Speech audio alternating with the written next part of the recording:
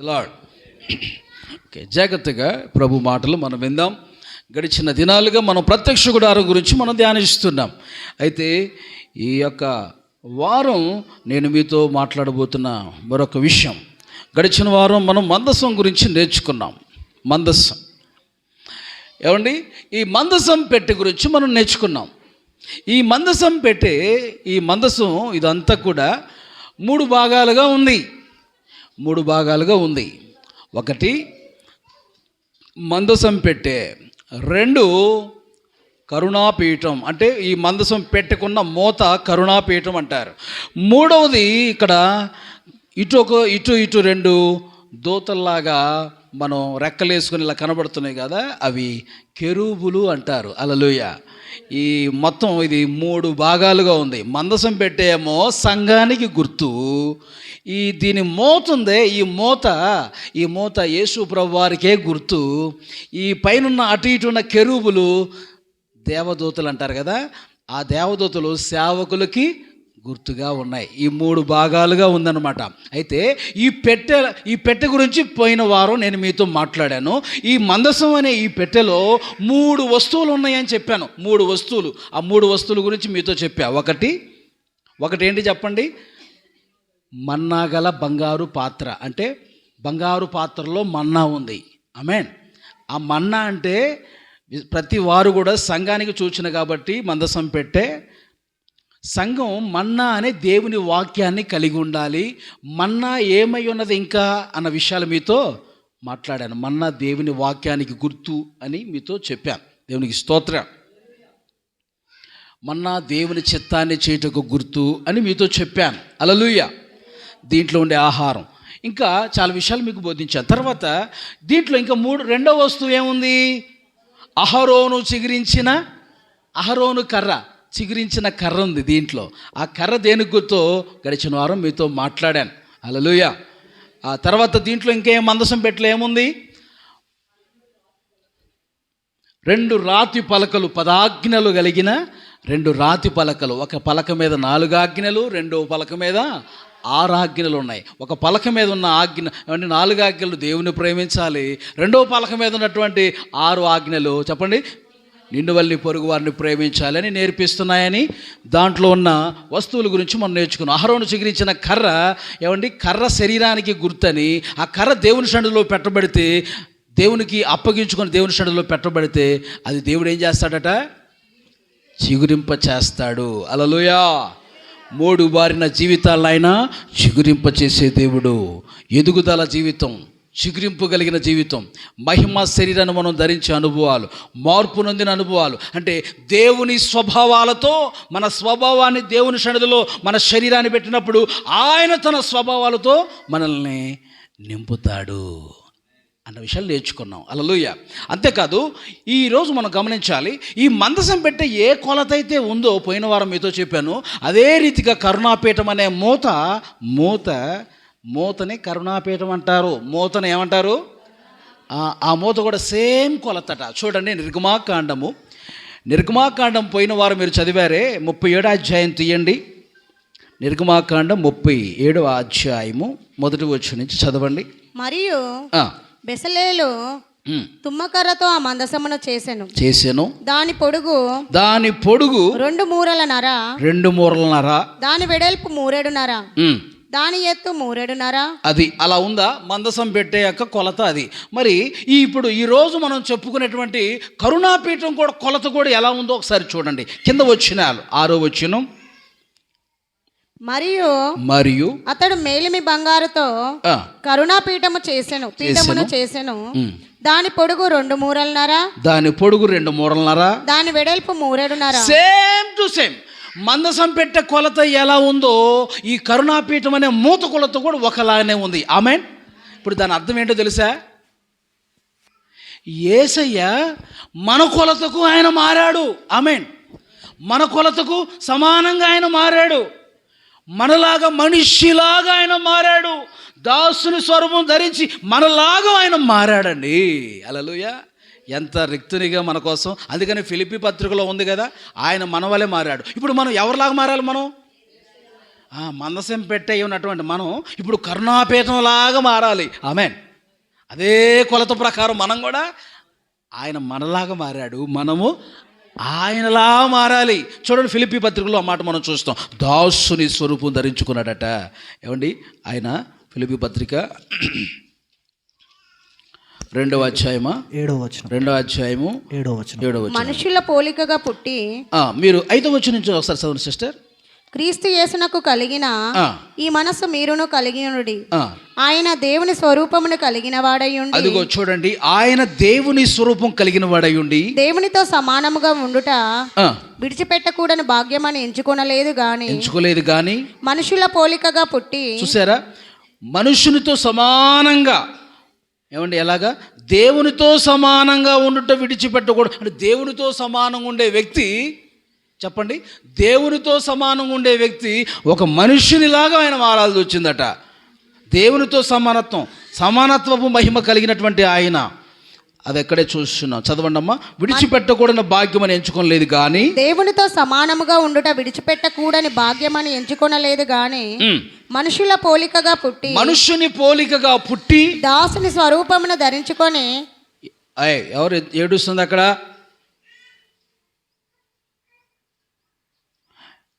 మనుష్యుని పోలికగా పుట్టి, చూసారా, దాసుని స్వరూపం ధరించుకుని తను తాను రిక్తునిగా చేసుకొనెను. హల్లెలూయా. చూసారా, మన కోసం ఆయన సమస్తాన్ని విడిచి మనలాగా ఆయన మారిపోయాడండి. ఎలా మారాడు చెప్పండి? ఆయన మనలాగా మారాడు. స్తోత్రం చెప్పండి. హల్లెలూయా. యేసయ్య మనలా మారాడండి. మనతో సమానంగా ఆయన మారిపోయాడు. అదే కొలత ప్రకారం మారిపోయాడు. హల్లెలూయా. ఇప్పుడు గమనించండి, చూడండి ఒకసారి. ఇప్పుడండి, ఈ కరుణాపీఠం పాత నిబంధనలో కరుణాపీఠం అని పిలువబడింది. క్రొత్త నిబంధన ప్రకారం ఆ కరుణాపీఠమే ఇప్పుడు ఏమని పిలువబడుతుందంటే అది కృపాసనం అని పిలువబడుతుంది. పాత నిబంధనలో కరుణాపీఠం అని పిలువబడింది మూత. పాత నిబంధనలో కరుణాపీఠం అని పిలువబడిన మూత క్రొత్త నిబంధనలో కరుణాపీఠం అని పిలువబడట్లేదు, అది కృపాసనం అని పిలువబడుతుంది. కృప దొరికే స్థలం కృపాసనం. ఆ కరుణాపీఠం యేసు ప్రభువారే. హల్లెలూయా. ఈ కరుణాపీఠం దగ్గరకేనండి సంవత్సరానికి ఒకసారి ప్రధాన యాజకుడండి ఒక గిన్నెలో రక్తాన్ని తీసుకెళ్ళి దీని మీద, ఈ కరుణాపీఠం మీదండి కుడివైపున ప్రోక్షిస్తాడట రక్తం.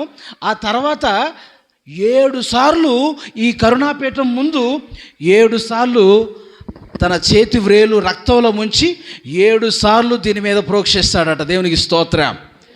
దీని ఎదుట, ఈ కరుణాపీఠం ఎదుట, దీని మీద ఉన్నటువంటి ఈ యొక్క మూతని పిలువబడుతున్న కరుణాపీఠం ఎదుట 7 సార్లు గిన్నెలో ఆ యొక్క పశువు యొక్క రక్తాన్ని తీసుకొచ్చి, గొర్రె పిల్ల రక్తాన్ని తీసుకొచ్చి, ఏమండి ఎన్నిసార్లు ఆ మేక వధించి అక్కడ కోడే ఆ యొక్క రక్తమును ఏమండి ఏ విధంగా తీసుకొచ్చి కుడివైపున చల్లారు, అదేవిధంగా 7 సార్లు యాజకుడు సంవత్సరానికి ఒకసారి రక్తాన్ని 7 సార్లు 7 మార్లు దీని ఎదుట ప్రోక్షిస్తాడట. ఆమేన్. లేవియా కాండంలో మీరు చూస్తారు, 16వ అధ్యాయం చూడండి. లేవియా కాండము 16వ అధ్యాయం ఒకసారి 2వ వచనం చదవండి. నేను కరుణాపీఠం మీద మేఘంలో కనబడుదును గనక నీ సహోదరుడైన అహరోను చావకై ఉండినట్లు అతడు మందసం మీది కరుణాపీఠం ఎదుటనున్న అడ్డ తెర లోపలికి ఎల్లప్పుడూ రాకూడదని అతనితో చెప్పు. అడ్డ తెర అంటే అతి పరిశుద్ధ స్థలం.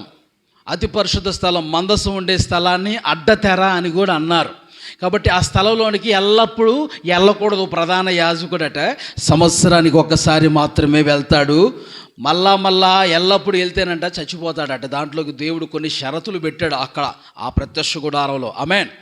కాబట్టి పరిశుద్ధ స్థలంలో ప్రవేశించడానికి సంవత్సరానికి ఒకసారే వెళ్ళేవాడు. ఎల్లప్పుడు వెళ్తేనట అక్కడ అతనికి ఏముందట, మరణము అని అక్కడ అన్నాడు. అక్కడ గమనించాలి. తర్వాత మీరు 16వ అధ్యాయం, అదే 16వ అధ్యాయం 14వ వచనం చదవండి. అప్పుడు అతడు ఆ కోడె రక్తంలో కొంచెం తీసుకొని తూర్పు ప్రక్కన కరుణాపీఠం మీద తన వ్రేలితో ప్రోక్షించి కరుణాపీఠం ఎదుట తన వ్రేలితో ఆ రక్తంలో కొంచెం 7 మార్లు ప్రోక్షింపవాలి. చూసారా, మీతో చెప్పినట్టుగా తూర్పు వైపున ఆ కోడి రక్తం ప్రోక్షించిన తర్వాత 7 మార్లు ఈ కరుణాపీఠం అనే ఈ మూత ఎదురు ఏమంటే 7 మార్లు రక్తాన్ని ప్రోక్షిస్తారంట. ఆ విధంగానే యేసుక్రీస్తు ప్రభువారు కూడా మన కోసం 7 సార్లు రక్తాన్ని చిందించాడు. 7 స్థలాల్లో ఆమేన్. 7 విధాలుగా మీతో ఆ మధ్య చెప్పాను. ఒకటి, రక్తం ఎక్కడ కార్చారు యేసయ్య? మొట్టమొదటి గెత్సెమనే తోటలో ఆయన చెమట రక్తంగా మార్చబడింది. ఆమేన్. రెండోది, యేసయ్య ఎక్కడ రక్తం కార్చబడింది? రెండో విధానం చూస్తే ఆయన తలపైన ముళ్ళ కిరీటం పెట్టినప్పుడు రక్తం కార్చబడింది. రెండోసారి. మూడోసారి ఎక్కడ రక్తం ఆయన చిందించబడిందంటే ఆయన గడ్డము పెరికి వేశారట. అప్పుడు యేసయ్య రక్తం మన కోసం కార్చబడింది. ఆమేన్. నాలుగోసారి ఎక్కడ రక్తం కార్చబడిందంటే ఆయన్ని కొరడాలతో వీపు మీద కొట్టినప్పుడు ఏమండి రక్తము కార్చబడింది. నాలుగోసారి. తర్వాత ఐదవది, 2 చేతులు సిలువ పైన మేకులు కొట్టినప్పుడు రక్తం కార్చబడింది. ఆరవది, కాళ్ళల్లో బ్రేకులు కొట్టినప్పుడు రక్తం కార్చబడింది. 7వసారి ప్రక్కలో బల్లెముతో పొడిచినప్పుడు రక్తం కార్చబడింది. మొత్తం 7 స్థలాల్లో ఆయన రక్తం ఆమె హల్లెలూయా 7 సార్లు రక్తం చిందించారు. ఆఖరికి ఏమీ లేని రక్తం కాబట్టి నీరు రక్తం కార్చబడింది అక్కడ. కాబట్టి ప్రియులారా, 7 మార్లు ఆయన రక్తం కాచినట్టుగా ఏమండి పాత నిబంధన కాలంలో 7 మార్లు కరుణాపీఠం మీద రక్షణను ప్రోక్షించటం, యేసుక్రీస్తు ప్రభువారు కూడా 7 మార్లు మన కొరకు రక్తాన్ని 7 విధాలుగా రక్తం చిందించారు. హల్లెలూయా. దానికి సాదృశ్యంగా మనం చూస్తాం. కాబట్టి ఇప్పుడు కరుణాపీఠం దేనికి గుర్తుగా ఉందంటే, పాత నిబంధన కాలంలోనండి కరుణాపీఠం అనేటువంటి ఈ మూత ప్రజల పాపాలని కప్పివేయటానికి మాత్రమే ఉపయోగపడింది, కానీ ప్రజలకు పాప క్షమాపణ కలిగేది కాదు. ఆమేన్. వారి పాపాలు ఏమైపోతున్నాయి? ఈ కరుణాపీఠం అనే మూత చేత దేవుడు కప్పేశాడు వాళ్ళ పాపాలన్నిటినీ. ఆమేన్. కానీ పాపాలు పూర్తిగా క్షమించబడాల వారి పాపాలు ఈ కరుణాపీఠం అనే దేవుని కనికరం చేత మూత వేయబడ్డాయి. వారి పాపములు యేసుక్రీస్తు వచ్చిన తర్వాత కృప అనుగ్రహించబడింది. హల్లెలూయా. పాత నిబంధనలో కృప లేదు. పాత నిబంధనలో కనికరం మాత్రమే ఉంది. తన కనికరం చేత వారి పాపాలు కప్పివేశాడు ఆయన. ఏం చేశాడు? వారి పాపాలు కప్పివేశాడు. ఏంటి? దేంతో? కరుణాపీఠం అనే మూతతో మన పాపాలు ఏం చేశాడు? ఆయన కప్పివేశాడు. అయితే క్రొత్త నిబంధనలో యేసుక్రీస్తు ప్రభువారు ఈ లోకానికి రావటం ద్వారా మనకేం అనుగ్రహించబడింది? ఆయన రక్తం కార్చడం ద్వారా కృప అనుగ్రహించబడింది. హల్లెలూయా. అప్పుడేమో తప్పు చేసినప్పుడల్లా కోడిదోళ్ళలో మేకలు కోయటం. ఇప్పుడు యేసయ్య అలా లేదు. ఒక్కసారే మన కోసం ఆయన రక్తం కార్చి ప్రాణం పెట్టారు కనుక మాటికి చేయవసరం లేదు. ప్రధాన యాజకుడు సంవత్సరానికి ఒకసారి ఈ కరుణాపీఠ దగ్గరికి వెళ్ళి ప్రజల కోసం రక్తాన్ని 7 సార్లు ప్రోక్షించడం కూడా ఇప్పుడు అవసరం లేదు. ఆమెన్. ఆ రోజుల్లో అలా చేశారు. ఈ రోజుల్లో మేకలు కోయ అవసరం లేదు పాపం పోవటానికి, కోళ్ళు కోయ అవసరం లేదు, ఏమండి పావురాలు కోయ అవసరం లేదు, గొవ్వలు కోయ అవసరం లేదు, ఏమండి మేకలు పొట్టేళ్ళు కోయ అవసరం లేదు. యేసయ్యే మన కొరకు రక్తాన్ని చిందించారు. ప్రభువా నేను పాపిని, నన్ను క్షమించండి అంటే ప్రభు తన రక్తంతో కడిగి నిన్ను పరిశుద్ధునిగా మారుస్తారు. హల్లెలూయా. యేసుక్రీస్తు రక్తం ద్వారా ఉచితంగా మనం నీతిమంతులుగా మార్చబడుతున్నాం. కృప అనుగ్రహించబడుతుంది. ఏమండి పాత నిబంధనలో కృప లేదు, క్రొత్త నిబంధనలో కృప ఉంది. పాత నిబంధనలో కనికరమే, కృప లేదు. ఆమేన్. తన కనికరం చేత ఏమండి ఒక మనిషిని, ఒక పశువు పాపాన్ని తీసేయగలదా? అది కూడా బలవంతంగా బలి అవుతుంది. అది బలవంతంగా అయ్యేది పాపాన్ని తీసేద్దా? బలవంతంగా తీసుకొచ్చి దాన్ని కోస్తున్నారు. పాపక్షమాపణ లేదు పరిపూర్ణంగా. కానీ యేసుక్రీస్తు ప్రభువారు బలవంతంగా కాదు, ఎలాగా ఇష్టపూర్వకంగా ఆయన తన రక్తాన్ని మన కోసం కాచి మనకి మన పాపాన్ని తీసేయటమే కాదు, పాపమును జయించే కృప కూడా మనకిస్తున్నాడు. పాపాన్ని జయించే కృప మనకిస్తున్నాడు ఆయన. కృపా సత్య సంపన్నుడుగా ఆయన మన మధ్య వసించెను. ఏమండి మీకు చెప్పాను కదా, పాత నిబంధనలో కరుణాపీఠం అని పిలువబడింది, క్రొత్త నిబంధనలో కృపాసనం అని ఈ కరుణాపీఠం పిలువబడింది. చూడండి, మనం పాపక్షమాపణ మనం పొందాలంటే దేవుని కృపాసనం, దేవుని పాదాల సన్నిధికి చేరాలి. హెబ్రీ పత్రిక 4వ అధ్యాయం, అందరూ తెరవండి. హెబ్రీ పత్రిక 4వ అధ్యాయం 16వ వచనం. ఇప్పుడు ఈ కరుణాపీఠమే దేవుని కృపై ఉన్నది. కృపాసనం అంటే కృపై ఉన్నది, ఆయనే కృపగల దేవుడు. మనము కనికరింపబడి సమయోచితమైన సహాయము కొరకు కృప పొందునట్లు ధైర్యముతో కృపాసనమునొద్దకు చేరుదము. గట్టిగా చప్పట్లు కొడుతూ హల్లెలూయా. ఇటు చూడండి, ధైర్యంతో దేవుని సన్నిధికి చేరొచ్చట. ఎప్పుడు ఎలాగమ్మా? ఇదివరకు ప్రధాన యాజకుడు మాత్రమే సంవత్సరానికి ఒకసారి వెళ్ళాలి దీని దగ్గరికి. ఎక్కడికి? కరుణాపీఠం దగ్గరికి. ఇజ్రాయిల్ ఎవరు వెళ్ళడానికి లేదండి. ప్రత్యక్ష గుడారంలో ఆవరణం వరకే అవకాశం, పరిశుద్ధ స్థలంలోకి రావడానికి కూడా అవకాశం లేదు. అక్కడ లేవీలు యాజకులే పనిచేస్తారు. ఆవరణంలో మాత్రమే సున్నతి పొందిన ఇజ్రాయెల్ ప్రజలు ప్రవేశించు, సున్నతి పొందిన వారు. అయితే ప్రియులారా, పరిశుద్ధ స్థలంలో కానీ అతి పరిశుద్ధ స్థలంలో కానీ ఎవరు ప్రవేశించే అవకాశం లేకుండా ఉంది. ధైర్యం లేదు ఎవరు ప్రవేశించడానికి. యేసుక్రీస్తు ఇప్పుడు రక్తం కాచిన దాన్ని బట్టి మనకి పాపక్షమాపణ ద్వారా ఏమండి గొప్ప విడుదలను మనం పొందాము. హల్లెలూయా. ధైర్యంతో మనం కృపాసనాన్ని మనం చేరుతున్నామంట యేసుక్రీస్తు ద్వారా. ఇప్పుడు యేసుక్రీస్తుని డైరెక్ట్గా మనం మోకలేసి ప్రభువా అని పిలిస్తే ఆయన పలుకుతున్నాడు. హల్లెలూయా. ఆయన ప్రత్యక్షం అవుతున్నాడు. ఆయన యొద్ద ఏం దొరుకుతుందో మనకి? కృప. అనండి, కృప ఎక్కడ దొరికిద్ది? కృప ఎక్కడ దొరికిద్ది? ఆ మాట మళ్ళీ చదవండి సిస్టర్. ఆ మాట అందరూ చూడండి, ఆ మాట గమనించండి ప్రతి వారు కూడా. హెబ్రీ పత్రికలో మీరు ఉన్నారు. హెబ్రీ పత్రిక 4వ అధ్యాయం 16వ వచనం. గనుక మనము కనికరించబడి ఇప్పుడు కనికరించబడ్డాం మనం. ఆమేన్. కనికరించబడి తన రక్తంతో మన పాపాలన్నీ పూర్తిగా కడిగివేయబడ్డాయి. హల్లెలూయా. తాత్కాలికంగా కాదు, కప్పివేయబట్టం కాదు, మోతేసి కప్పటం కాదు. ఇదివరకు వారు పాపాలు మోతతో కప్పబడ్డాయి కరుణాపీఠం పాత నిబంధన ప్రకారం. ఇప్పుడు మోతేసి కప్పటం కాదు, కనికరింపబడి పరిపూర్ణంగా రక్తంతో కడగబడ్డాం మనం. సమయోచితమైన సహాయం కొరకు, అదిగో సమయోచితమైన సహాయం కొరకు కృప పొందునట్లు ధైర్యంతో కృపాసనము యొద్దకు చేరు. గట్టిగా చప్పలు కొడుతూ ప్రభు నామాన్ని స్తుతించండి. హల్లెలూయా. కృప దొరికే స్థలం ఎక్కడా? యేసయ్య దగ్గరే, ఆయన సన్నిధిలో. ఆమేన్. కరుణాపీఠం, యేసుక్రీస్తు ప్రభువారి కరుణాపీఠం. కృప దొరికేది ఎక్కడ? యేసయ్య దగ్గరే. ఆమేన్. కృప కొంచెం సూపర్ మార్కెట్లోకి వెళ్ళి కొంచెం కృప ఇవ్వండి అని అంటే ఇస్తారా? సూపర్ మార్కెట్లో ఇస్తారండి? కొంచెం కృప కావాలమ్మా ఇస్తారా? 1 కేజీ కావాలి ఇస్తారా? కృప 1 కేజీ కృప కావాలంటే ఇస్తారా? రమేష్, ఎక్కడన్నా చూసావా ఇలాంటి కృప దొరికే బోర్డు? సూపర్ మార్కెట్లో లేవు, డిమార్ట్లో లేదు. ఏమండి, ఏ కిరాణా షాపులో కృప దొరకదు, ఏ బట్టల షాపులో కృప దొరకదు, ఎక్కడ నీకు కృప దొరకదు. కృప దొరికే స్థలం ఏది? దేవుని సన్నిధిలోనే. హల్లెలూయా. కరుణాపీఠం అని పిలువబడుతున్న దేవుని యేసయ్య యొద్దనే మనకేం దొరికిద్ది? ఆయన సన్నిధిలో ఏం దొరికిద్ది? కృప. కృప దొరికే స్థలం సమయోచితమైన కృప. ఏ కృప? కృపలో పేర్లు ఉన్నాయి. ఏ కృప? సమయోచితమైన కృప. మరొక మాట, కృప వెంబడి కృప, అధికమైన కృప. పర్వతాలు తొలగిన, మెట్టలు తత్తరిన నా కృప నిన్ను అంటే ఏ కృపది? మీరే చెప్పాలి. పర్వతాలు తొలగిపోయినా, మెట్టలు తత్తరిన నా కృప నిన్ను అంటే ఏ కృపది?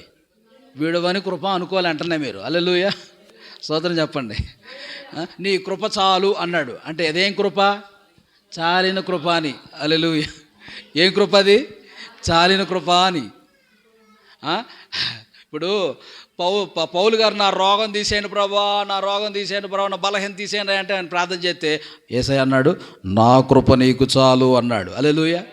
నా కృప నీకు చాలు. నా కృప ఉంటే నీకు స్వస్థత కలుగుతూ ఉంటుందని. కృపలో స్వస్థత. దేవునికి స్తోత్రం. ఏంటి? కృపలో స్వస్థత. కృప కలిగిన వారికి యేసయ్య కృప కలిగిన వాడు కాబట్టి ఆయనకి వ్యాధి లేదు. ఆమె చెప్పండి. ఆయన కృప కలిగిన వాడు, ఆయనకి వ్యాధి లేదు. మన వ్యాధులన్నీ కూడా ఆయన భరించారు. మన రోగాలన్నీ ఆయన భరించారు, సహించారు, ఓర్చారు. Praise the Lord. మన కోసం శాపగ్రాహిగా ఆయన వ్యాధిగ్రస్తుడిగా మార్చబడ్డాడు. మన కోసం మనల్ని ధనవంతులు చేయాలని ఆయన మన కోసం దరిద్రుడయ్యాడు. మనకు ఆశీర్వాదం ఇవ్వాలని ఆయన శాపగ్రస్తుడయ్యాడు. మనకి జీవం ఇవ్వాలని ఆయన మరణాన్ని పొందాడు. మనకి పరలోకం ఇవ్వాలని ఆయన నరకాన్ని అనుభవించాడు. మనకు సంతోషం ఇవ్వాలని ఆయన దుఃఖాన్ని అనుభవించాడు. మనపై ఆయనకున్న ప్రేమ అపారమైనది, అది వర్ణింపలేనిది. హల్లెలూయా. యేసు నిన్ను ప్రేమిస్తున్నాడు. యేసు నిన్ను ప్రేమిస్తున్నాడు. ప్రియ సహోదరి సహోదరుడా, యేసు నిన్ను ప్రేమిస్తున్నాడు. ఎవరు నిన్ను ప్రేమించకపోయినా యేసు నిన్ను ప్రేమిస్తున్నాడు. శాశ్వతమైన ప్రేమతో ప్రేమిస్తున్న దేవుడు విడవక మన ఎడల ఏం చూపిస్తున్నాడు? కృప చూపిస్తున్నాడు. హల్లెలూయా. విడువని కృప చూపిస్తున్నాడు మన ఎడల. ఈ విధంగా కృపలో చాలా ఉన్నాయి, రకరకాలైన కృపలు ఉన్నాయి. దేవుడి యొద్ద మనకి కృప దొరుకుతుంది. కృప మనకు దొరికే స్థలం యేసయ్య యొద్దనే. కాబట్టి ఈ కరుణాపీఠం కొలత సేమ్, మందసము కొలత ఒక్కటే. మనం ఎవరి కొలతగా మారాలి ఇప్పుడు? యేసయ్యకు సమానమైన కొలతగా మనం మారాలి. యేసయ్య పోలికలోకి మనం మారాలి. ఆ యేసయ్య పోలికలోనికి మారాలంటే మనం ఇప్పుడు ఏం పొందాలంటే కృప పొందాలి. ఆమేన్. ఏం పొందాలి? కృప పొందాలి. ఆ కృప మనకి ఎలా దొరికిద్దో ఇప్పుడు కొన్ని విషయాలు మీతో మాట్లాడతాను, జాగ్రత్తగా మీరు ఆలకించండి. హల్లెలూయా. చూడండి, ఆ కృప మనం పొందుకోవాలంటే ఎలా మనం పొందుకుంటాం? కృప దేవుని దగ్గరే మనకు దొరుకుతుంది. కృప మనం పొందాలంటే ఎలాగా, ఏ విధంగా మనం కృప? ఎఫెసీ పత్రిక 2వ అధ్యాయం 8వ వచనం. ఒక 7 విషయాలు మీతో మాట్లాడతాను. కృప ఎలా దొరికిద్ది? 7 రకాలుగా మనకు కృప దొరికిద్ది. కృప పొందుకోవాలంటే 7 విధాలుగా మనం కృప పొందుకోవాలి. నెంబర్ 1, మొట్టమొదటి విషయం మీతో మాట్లాడే ఎఫెసీ 2:8. మీరు విశ్వాసం ద్వారా కృపచేతనే రక్షింపబడి ఉన్నారు. ఇది మీ వలన కలిగినది కాదు, దేవుని వరమే. ఆమేన్. హల్లెలూయా. కృప దేవుడు మనకి ఇస్తున్నాడు. ఎలా ఇస్తున్నాడంటే విశ్వాసం వలన మనకేం కలుగుతుంది? కృప. ఆ కృప మనల్ని ఏం చేస్తుంది? రక్షిస్తుంది. దేని నుంచి రక్షిస్తుంది? పాపము నుండి మనల్ని రక్షిస్తుంది. ఆమేన్. విశ్వాసం వలన ఏం కలుగుతుంది? మనకి కృప కలుగుతుంది. కృప ఎలా కలుగుతుంది? పాఠం, విశ్వాసం వలన కృప కలుగుతుంది. ఆ విశ్వాసం వలన కృప కలుగుతుంది కాబట్టి ఆ కృప మనల్ని ఏం చేస్తుంది? రక్షిస్తుంది. Praise the Lord. కాబట్టి విశ్వాసం కలిగిన వారికే దేవుడు ఏమిస్తారు? కృపిస్తారు. ఏమిస్తారండి? కృపిస్తారు. విశ్వాసం ఉండాలి దేవుని పైన. నమ్మిక, విశ్వాసం ఉన్నప్పుడు దేవుడు మనకేమిస్తారండి? కృపిస్తారు. స్తోత్రం చెప్పండి. ఆ కృపను మనం పొందుకుంటాం విశ్వాసం ద్వారా. ఆ విశ్వాసం బట్టి మనం కృపను మనం పొందుకుంటాం. ఆ కృపను మనం పొందుకుందుముగాక. విశ్వాసం కలిగిన వారమై ఉందుముగాక. మన విశ్వాసం ఏమవ్వాలి చెప్పండి? మన విశ్వాసం పెరుగుతూ ఉండాలి దేవుళ్ళలో. మన విశ్వాసం పెరుగుతూ ఉండాలి దేవుళ్ళలో. హల్లెలూయా. అంచెలంచెలుగా పెరుగుతూ ఉండాలి కృప. ఆ యొక్క మన విశ్వాసం మనం పెరుగుతూ ఉన్నప్పుడు దేవుడు కృపను మనకు సమృద్ధిగా ఇస్తారు. హల్లెలూయా. అపరిమితమైన కృప అంటాడు ఒక చోట. ఏ కృప? అపరిమితమైన కృప. Praise the Lord. కృపల్లో చాలా రకాలు ఉన్నాయి. ఆ కృపను మనం పొందుకుందాం గాక. చిన్న కృప పొందుకోవాలి, పెద్ద కృప పొందుకోవాలి. ఆమె చిన్న కృప, పెద్ద కృప, అన్ని కృపలన్నీ పొందుకోవాలి. మన కృపలన్నీ మనం పొందుకోవాలి దేవుని సన్నిధిలో. అది పొందుకోవాలంటే మనకేముండాలి? విశ్వాసం. చెప్పండి అందరూ, విశ్వాసం ద్వారా కృప పొందుకుంటాం. కృప కలిగిన వారుగా మనం మార్చబడదాం గాక. మరి విశ్వాసం ఉందా మీలో? విశ్వాసం ఉందా? విశ్వాసం పోతుందా దేవుని మీద? విశ్వాసం అసలు ఎక్కడుంది మీకు? మీ విశ్వాసం ఎక్కడా అని అడుగుతున్నాడు యేసయ్య. గాలి తుఫాన్ని యేసుప్రభు వారు పడవ మీద ప్రయాణం చేసి వెళ్తుంటే గాలి తుఫాను వచ్చిందంట భయంకరంగా. అప్పుడు నశించిపోతున్న బోధకుడా లెండి లెండి లెండి లెండి అని ఆయన లేపుతున్నారు. ఊరికి లేపేస్తారు. ఆయన లేచి ఒక మాట అన్నారు. ఇటు చూడండి, అసలు మీ విశ్వాసం ఎక్కడుందయ్యా? ఏమన్నాడు? మీ విశ్వాసం ఎక్కడ? ఎంతకాలం నేను మీతో ఉండాలి? మీ విశ్వాసం లేదా? గాలి తుఫాను ఆపండి అన్నట్టు అనమాట. అక్కడ మొత్తానికి ఆయన లేచి గాలి తుఫాను ఆపేశారండి. హల్లెలూయా. గాలి తుఫాను ఆపి వాళ్ళతో ఏమన్నాడు? మీ విశ్వాసం ఎక్కడ? చెప్పండి, ఏమన్నాడు? మీ విశ్వాసం ఎక్కడుంది? అసలు మీ విశ్వాసం ఎక్కడుంది? మనలో విశ్వాసం పెరుగును గాక. విశ్వాసం మనలో ఉండాలి. ఎక్కడ అంటే విశ్వాసం లేదనే కదా. అసలు మీ విశ్వాసం ఏమైపోయింది అనే కదా అర్థం. అసలు మీ విశ్వాసం ఏమైపోయింది? అసలు మీ విశ్వాసం ఎక్కడా అని అడుగుతున్నాడు యేసయ్య. విశ్వాసులో ఏముండాలి? విశ్వాసం ఉండాలి, పిశాసం ఉండొద్దు. పిశాసు సైతానికి చోటిస్తే మరి పిశాసు ఉంటాడు, సైతాన్ ఉంటాడు. విశ్వాసులు ఏముండాలి? విశ్వాసం ఉండాలి. చెప్పాలి అందరూ. విశ్వాసి కొనసాగించు నీ యాత్రను, విశ్వాసి కొనసాగించు నీ యాత్రను. హల్లెలూయా. విశ్వాసంతో ఈ యాత్రను ఏం చేయాలి? విశ్వాస యాత్ర. ఏ యాత్రలో ఉన్నాం మనం? ఏ యాత్ర? నా విశ్వాసవోడ యాత్ర కొనసాగుచున్నది. ఎక్కడికి మన యాత్ర? ఎక్కడికి మన యాత్ర? ఆ పరలోక రాజ్యానికి మన యాత్ర. ఆమేన్. ఆ పరలోక పట్టణాన్ని స్వతంత్రించుకోవడానికి మన ఈ యాత్రలో ఎక్కడ మనం ఆగిపోకూడదు. మన ప్రయాణం. హల్లెలూయా. ఎక్కడ మన ప్రయాణం ఆగకూడదు. ప్రయాణంలో ఉన్నప్పుడు చాలా అలజడులు వస్తాయి, గాలి తుఫాన్లు వస్తాయా రావా అయ్యా? ఈ లోకంలో సముద్ర ప్రయాణంలో గాలి తుఫాన్లు, అలలు అన్నీ ఎదురవుతూ ఉంటాయి. రోడ్డు ప్రయాణంలో ఏమి ఎదురవుతాయి? గొంతలు, మెట్టలు అని ఎదురవుతాయి. ఏంటి? వాహనాలన్నీ ఎదురెదురుగా మీదకి వస్తాయి అనమాట. అవి శోధనలు అనమాట. ఆయన సైతాను శోధనలు జయించే కృప. నడిపించు నావా నడి సముద్రమున దేవా, నడిపించు నా బండి నడి రోడ్డున. హల్లెలూయా. ఏమంటే మనం కొన్నిసార్లు జాగ్రత్తగా ఉన్నా కానీ సైతాన్ని బట్టి కొంతమందికి మీదకు వస్తారు.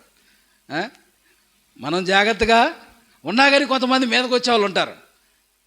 రొయ్ రొయ్ అని పెట్టు ఏమండి ఫుల్ పెట్టి కొంతమంది పోనిస్తూ ఉంటారు. జాగ్రత్త.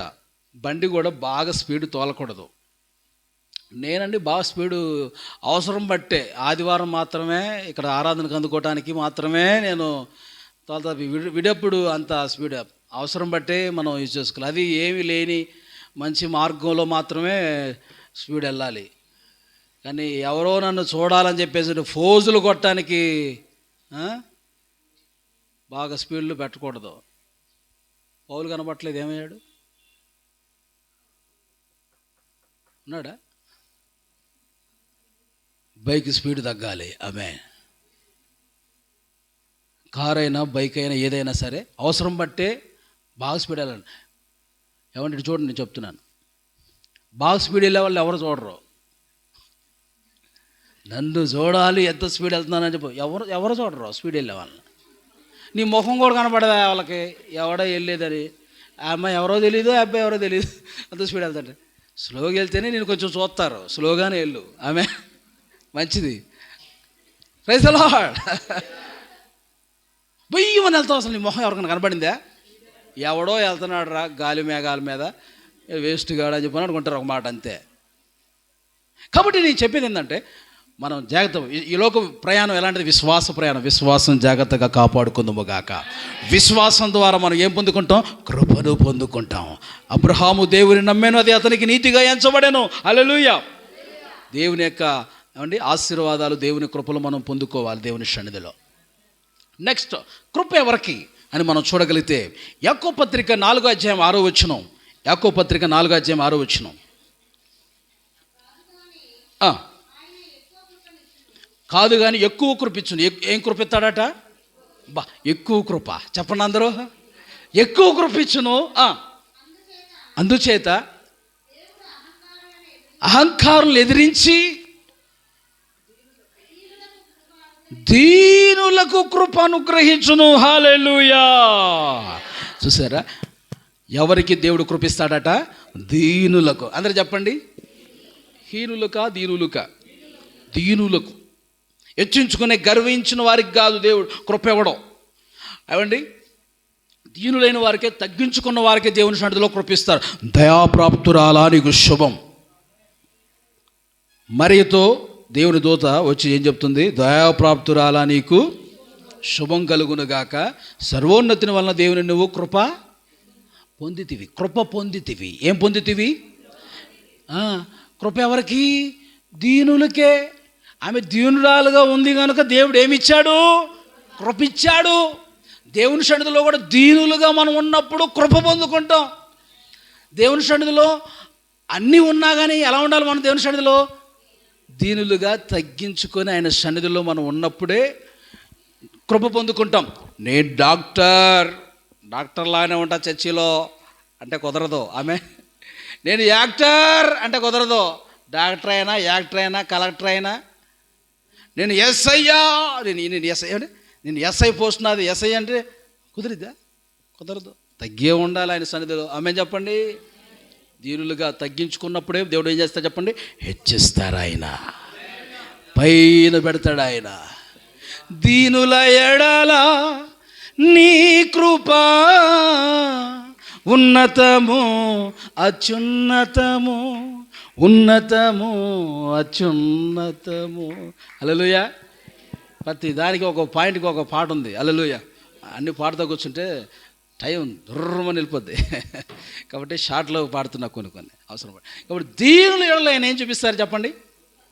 చెప్పాలందరూ కృప. దీనులుగా ఆయన సన్నిధిలో తగ్గించుకొని ఆయన సన్నిధిలో ఉన్నప్పుడు ఆయన కృపను మనకిస్తారు. బైబిల్లో మనం చాలామందిని చూస్తాం అలాగా దీనులుగా ఉన్నవారిని. కాబట్టి దీనత్వం మనకి కావాలి. ఆమేన్. దీనత్వం, తగ్గింపు స్వభావం కావాలి. ఒక ఆయన హెచ్చించుకున్నాడు. ఎవరు? నెబుకద్నెజర్ రాజు హెచ్చించుకుంటే దేవుడు ఆయన ఏం చేశాడు చెప్పండి? దించాడు. సింహాసనం మీద నుంచి దేవుడు ఏం చేశాడు? దించాడు. రాజుగా ఉండకుండా దేవుడు అడవిలోకి వెళ్ళి ఏం తిన్నాడట? గడ్డి తినేలా చేశాడు. ఒక జంతువులాగా మార్చాడు. ఒక పక్షిలాగా దేవుడు మార్చేశాడు. పక్షి వంటి గోర్లు వచ్చినాయట. పక్షులు అంటే ఏకలు గోళ్ళు వచ్చినట్ట. అడవిలో గడ్డి తింటున్నాడట. చూడండి అంత భయంకరం. దేవుని సన్నిధిలో హెచ్చించుకుంటే, గర్విస్తే అలాంటి పరిస్థితి ఎదురవుతాయి. దీనులుగా ఉండాలి. నా వల్లనే, నా జ్ఞానం వల్లనే, నా టాలెంట్ వల్లనే ఇవన్నీ సంపాదించుకున్నా అని చెప్పంటే దేవుడు ఏం చేస్తాడు? మొత్తం తీసేస్తాడు. మా జ్ఞానం వల్లనే బొబ్బులో మనదేంది బాబేలు గోపురాన్ని, ఇంత ఆకాశం అంటే గొప్ప గోపురాన్ని కట్టామని పేరు సంపాదించుకుందామని అనుకున్నారంట. దేవుడు చూశాడు. ఒకసారి పేరు సంపాదించుకుంటారా మీరు? నాకు పేరు రాకుండా మీకు పేరు రావాలా?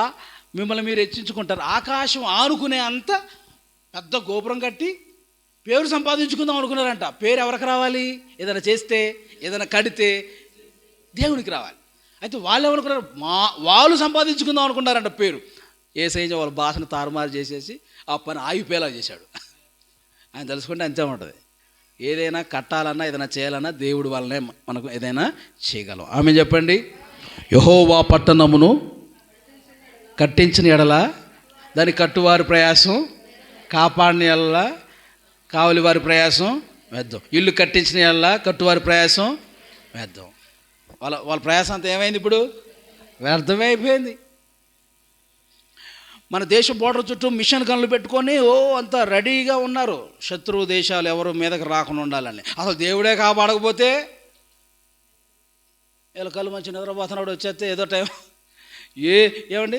దేవుడు కన్ను లేకపోతే నువ్వు ఎన్ని కన్నులు పెట్టి చూసినా, ఎన్ని కళ్ళతో ఏమంటే కెమెరాలు పెట్టి వీడియోలు పెట్టి ఎన్ని చూసినా కానీ దేవుడు కన్నున్నంతకాలం కాపాడబడతాం. ఆమేన్. ఆయన ఒకసారి పక్కకు తలిగాడు. ఆయన కన్ను మనమేంచి పక్క తొలగింది. ఆయన దృష్టి మనం కాపాడబడలేమండి. హల్లెలూయా. దేవుడే కాపాడాలి.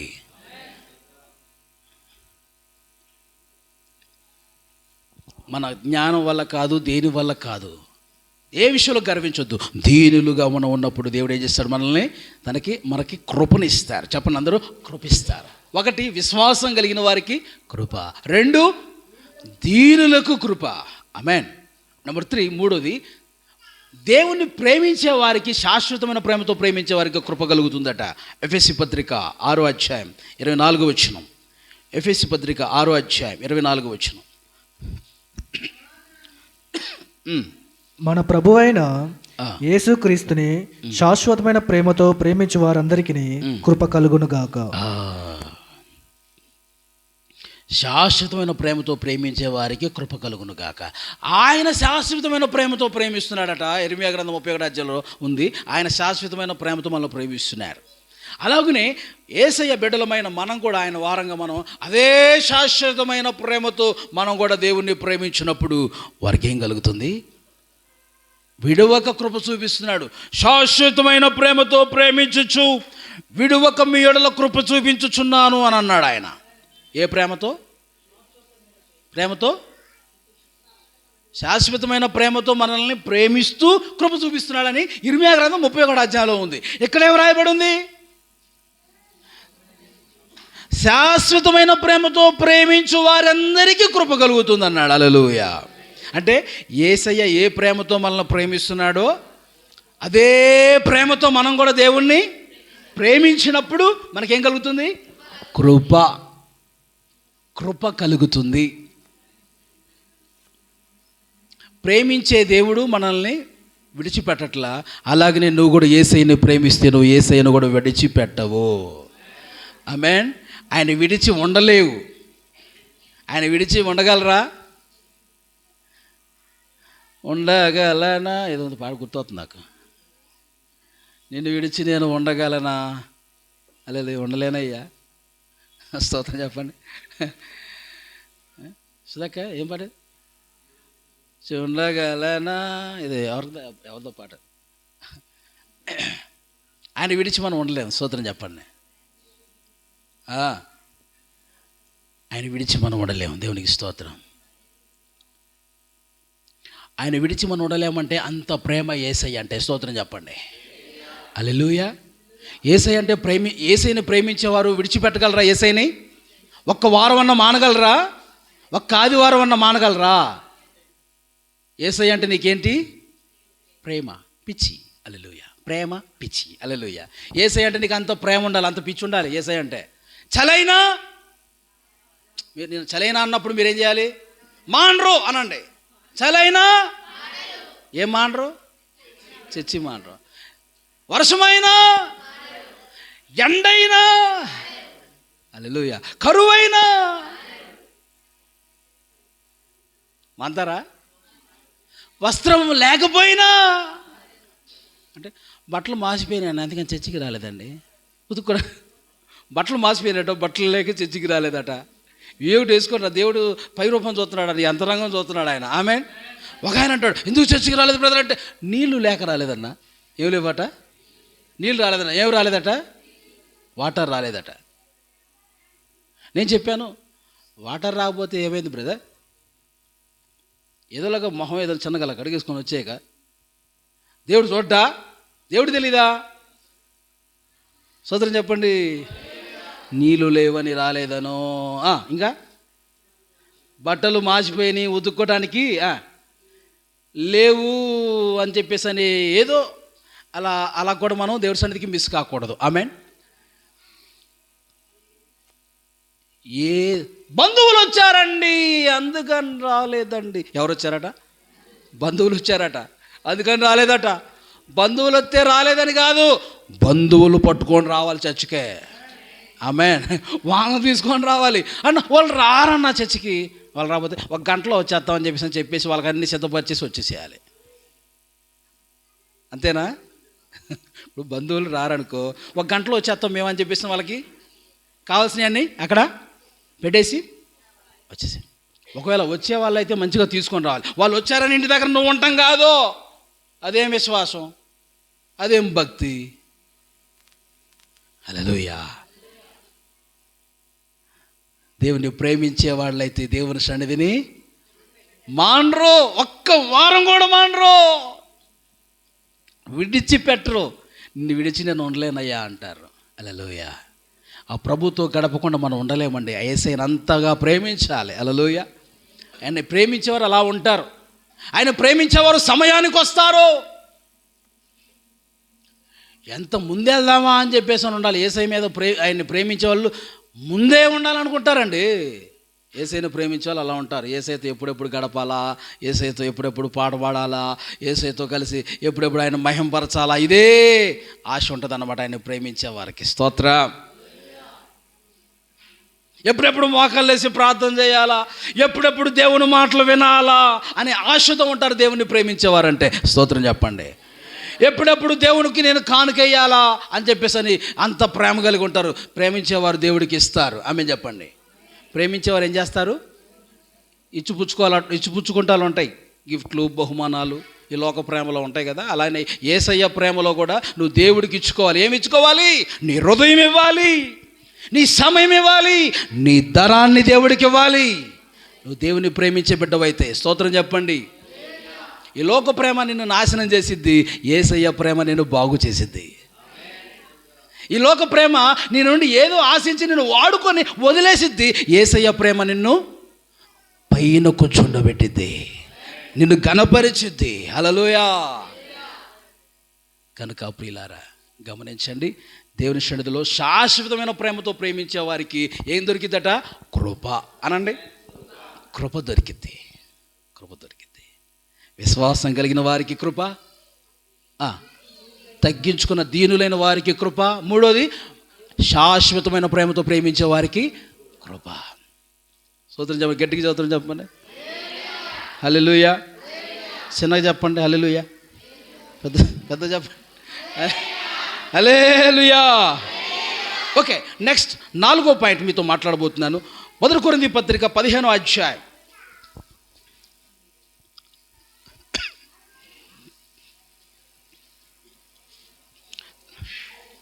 ఓకే, కొంచెం ముందుకెళ్దాం. ఇంకొక రిఫరెన్స్ ఇస్తాను. యెషయా గ్రంథం 16:5 చూడండి అమ్మా. యెషయా గ్రంథం 16:5 వచనం.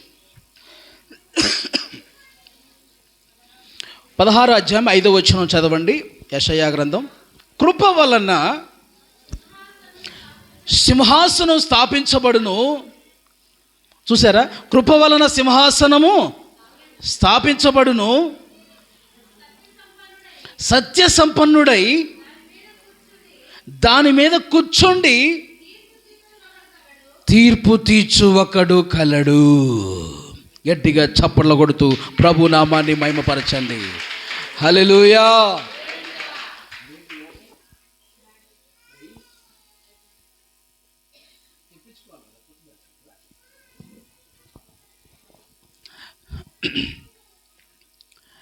ఆమేన్.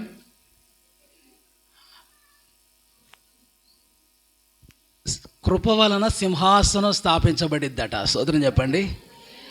ఏమండి, ఏం దొరికిద్దట? కృప వలన. కృప వలన సింహాసనం అనండి. అంటే కృప ఏం చేసిద్దట? సింహాసనం ఎక్కించిద్ది. కృప సింహాసనం ఎక్కించిద్ది. బైబిల్లో సింహాసనం ఎక్కిన వాళ్ళు ఉన్నారు, మీకు తెలుసా? ఎవరండి చెప్పండి? దావీదు. ఓకే, దావీదు ఎక్కడుండేవాడు? దావీదు గొర్రెలు కాసుకునే దావీదు, గొర్రెల దొడ్లో ఉన్న దావీదు. ఏమండి, ఆ దావీదుని దేవుడు తీసుకెళ్ళి పెద్ద ప్యాలెస్లో, రాజనగరంలో, ఏమండి కోటలో దేవుడు పెట్టాడు. ఆమె పెద్ద ప్యాలెస్లో దేవుడు పెట్టాడు. ఆమేన్. రాజుగా దేవుడు చేసి సింహాసనం ఎక్కించాడు.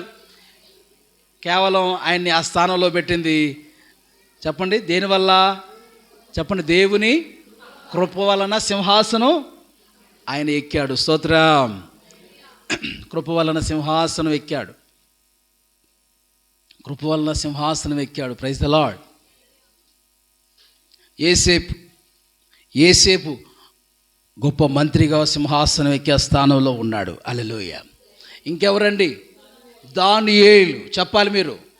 దానియేలు కూడా సింహాసనం దేవుడు ఎక్కించాడు. చెప్పండి, దానియేలు కూడా సింహాసనం ఎక్కించారు. యేసేపు కూడా సింహాసనం.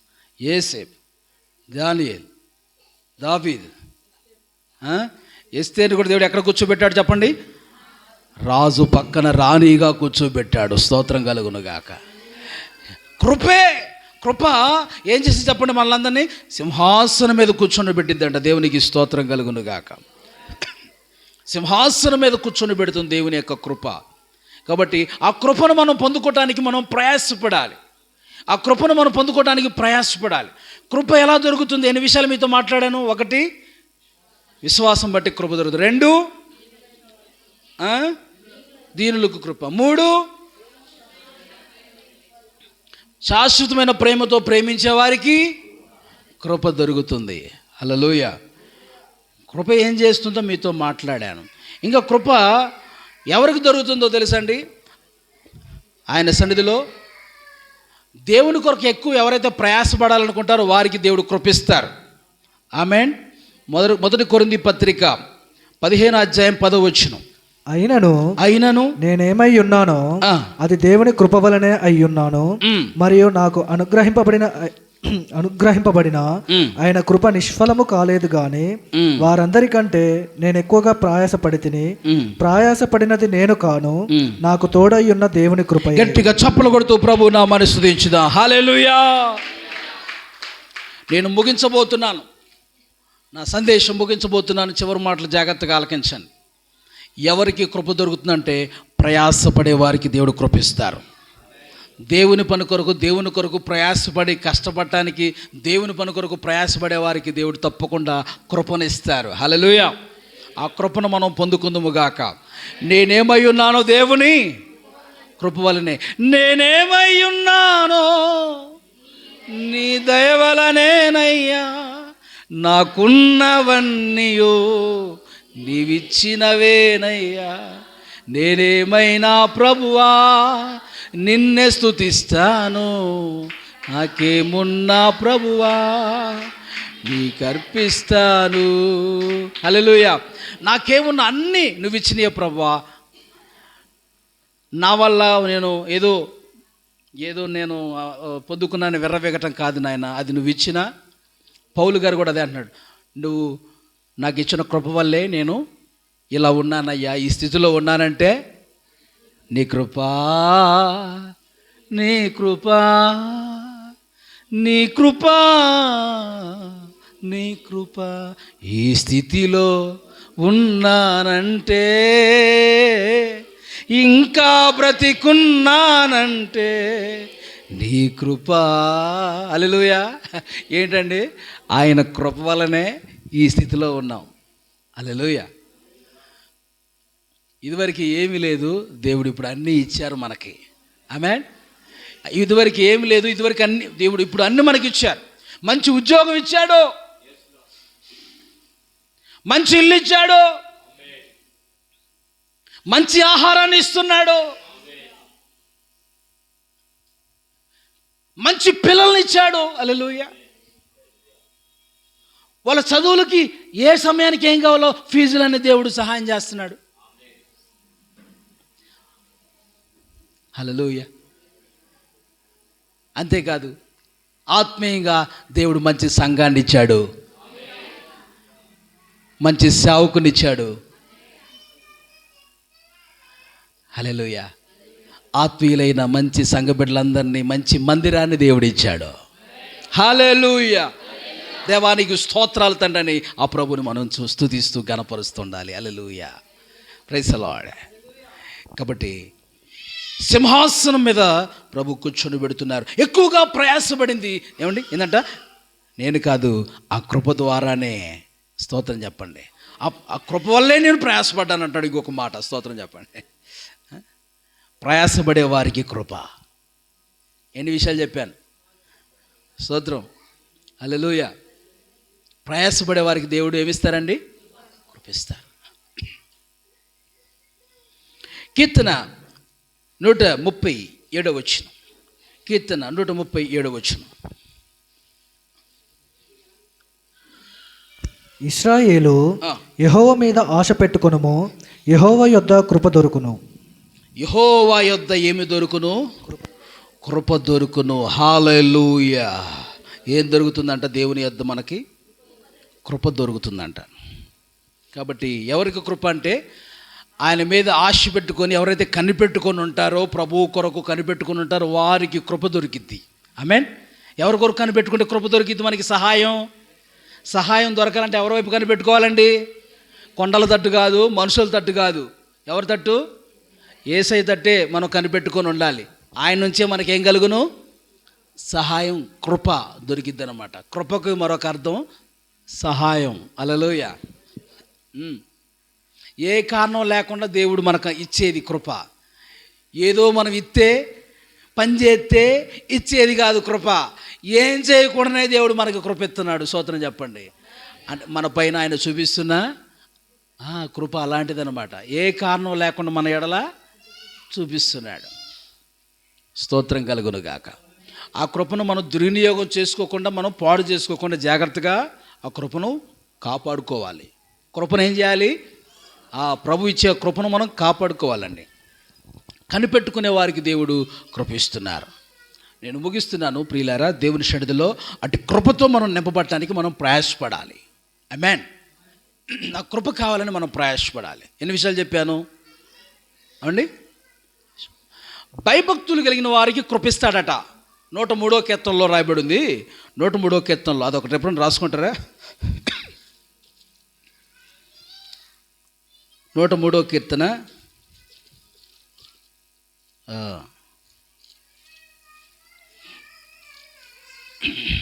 ప్రైస్తలాడు. ఆఖరి 11వ వచనం చదువు.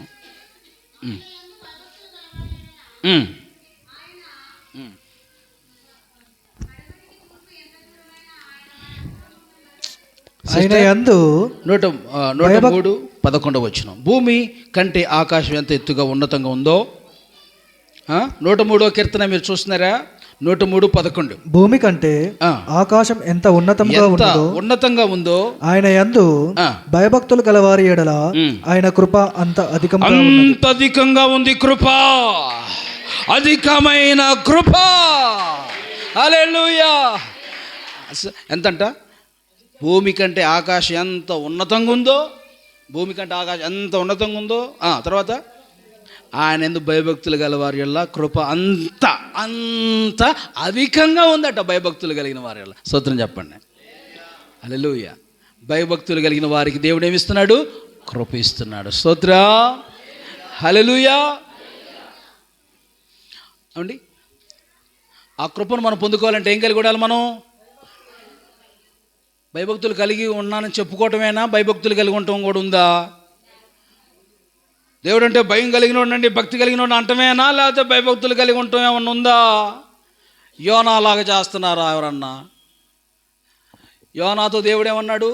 నినివే పట్టణానికి పో, ఆడికి వెళ్ళి సువార్త చెప్పు అంటే ఈయన ఎడిపోతున్నాడు? తర్షీషు పట్టణానికి పో అంటే ఒక పట్టణానికి పోమంటే ఇంకో పట్టణానికి పోతే ఏం చేస్తున్నాడంటే మళ్ళీ వాళ్ళతో నువ్వు ఎవరయ్యా అంటే ఆయన ఏమంటున్నాడండి?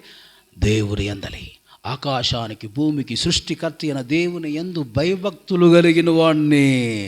అరే అబ్బా డైలాగ్ బాగుందిరా, డైలాగ్ బాగుంది, కానీ చేసేదేమో ఒకటి. దేవుడు చెప్పింది ఒకటైతే చేసేది ఒకటి చేస్తున్నాడు. మళ్ళీ ఏం చెప్తున్నాడు? నువ్వు ఎవరయ్యా నువ్వు అంటే ఆకాశానికి భూమికి సృష్టికర్త అయిన దేవుని యందలి భయభక్తులు కలిగిన అని చెప్పుకుంటున్నాడు యోనా అక్కడ. అండి, మాటల వరకు ఉంటాం కాదు, భయభక్తులు కలిగి ఆయన మాట మనం వింటూ ఆయన త్రోవల్లో నడిచేవారుగా మనం ఉండాలి. వారే తమ కష్టార్జితాన్ని అనుభవిస్తారు. సంపాదించింది మిగిలిద్దు వాళ్ళకి. భయభక్తులు కలిగి దేవుని త్రోవలో నడిస్తే నువ్వు వ్యాపారం చేసినా, ఉద్యోగం చేసినా ఆ డబ్బు నీ చేతుల్లో ఉంటుంది. లేకపోతే నీ ఇంట్లో ఏమున్నట్టో తెలుసా? చినిగిపోయిన సంచి నీ జేబుకు సిల్లు ఉందేమో చూసుకో, నీ బీరువాకి సిల్లు ఉందేమో చూసుకో. కనపడదు. ఆ బీరువాకి సిల్లు కనపడదు, నీ జేబులో సిల్లు కనపడదు. ఆటోమేటిక్గా డబ్బులు వచ్చినట్టు పోతూ ఉంటాయి, మిగలకుండా పోతూ ఉంటాయి. ఏంటది అంటే భయభక్తులు కలిగి దేవుని త్రోవలో నడవకపోవటమే.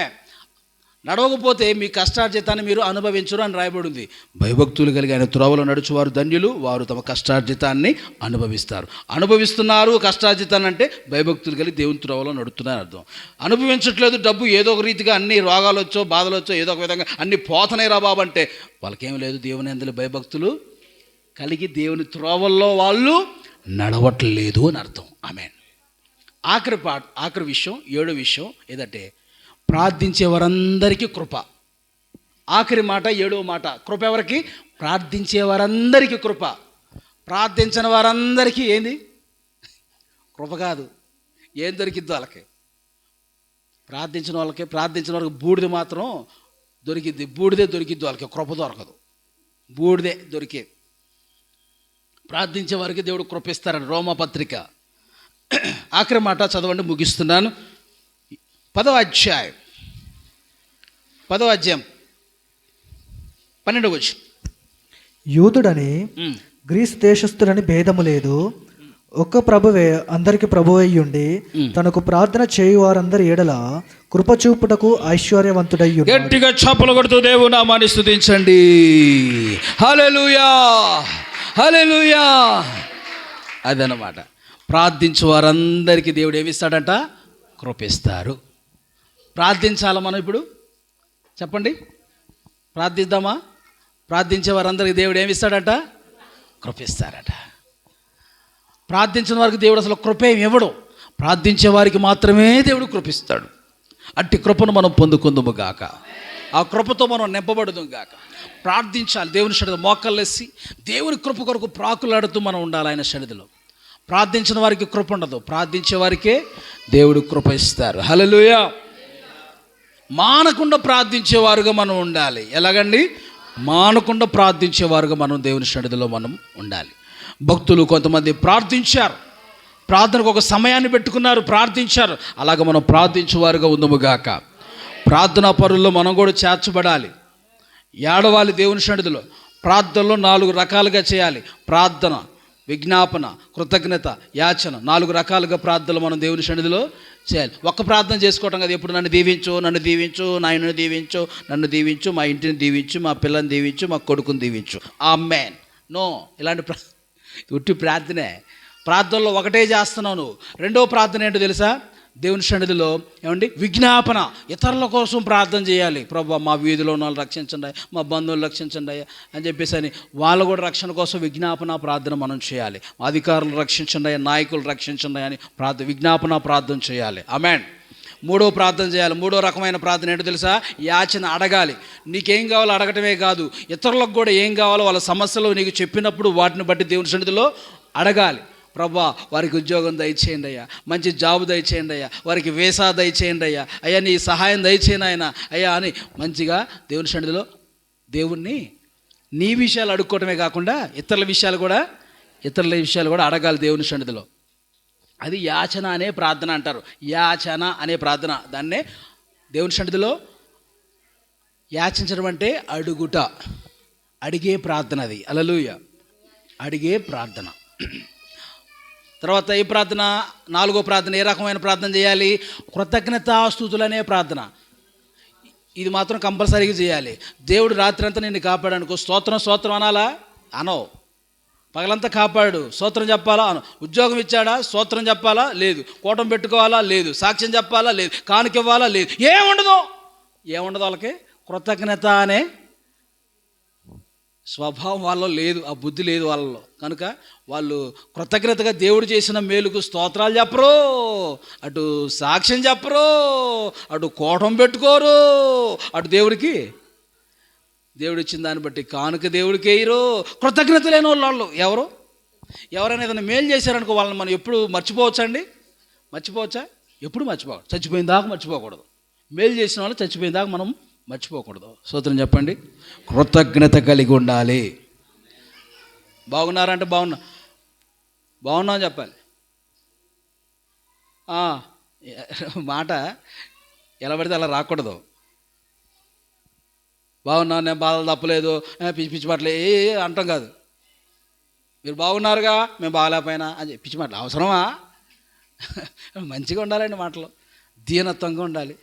మంచిగా ఇతరులకు మనం మేలు చేసిన వారిని ఎప్పుడు కృతజ్ఞత కలిగి ఎప్పుడు మనం ఉండాలి. హల్లెలూయా అండి. ఈ ప్రార్థనలో ఈ 4 రకాలైన ప్రార్థన అనుభవాలు మనం కలిగి ఉన్నప్పుడు దేవుడు ఏమిస్తారు? మనకి సమృద్ధి అయిన కృప. 7 విషయాలు చెప్పాను మీకు కృప దొరకాలంటే. ఒకసారి 2 చేతులు ఇలా పెట్టి లైన్ చెప్పండి. ఒక్కటి, విశ్వాసం బట్టి కృప దొరుకుతుంది, విశ్వాసం కలిగిన వారికి. 2వది, దీనులకు కృప. 3వది, అందుకని మరి రాసుకోమంటుంది అమ్మ. ఒకటి ముందు ఒకటి వెనక, ఒకటి ముందు వెనక కాకుండా లైన్కి రాసుకుంటే ఎవరిని అడిగితే వాళ్ళు మంచిగా నీటికి చెప్పగలరు. చెప్పండి. 1 విశ్వాసం, 2 దీనులకు, 3 శాశ్వతమైన ప్రేమతో ప్రేమించే వారికి, 4 ప్రయాసపడే వారికి, 5 దేవుని మీద ఆశ పెట్టుకున్న నిరీక్షణ కలిగిన వారికి, 6 భయభక్తులు గల వారికి, 7 ప్రార్థించు వారికి కృప. దేవునికి స్తోత్రం. కాబట్టి దేవుని కృపను మనం పొందుకుందుముగాక. అండి మోకరించండి, ప్రార్థన చేసుకుందాం. ప్రభువా, కృపాసనముని యొద్ద మాకు నీ కృప దొరుకుతుంది నాయన. ఈ కరుణాపీఠం మనకు నేర్పిస్తున్న పాఠం కృప. కృప దొరికే స్థలం దేవుని యొద్దనే.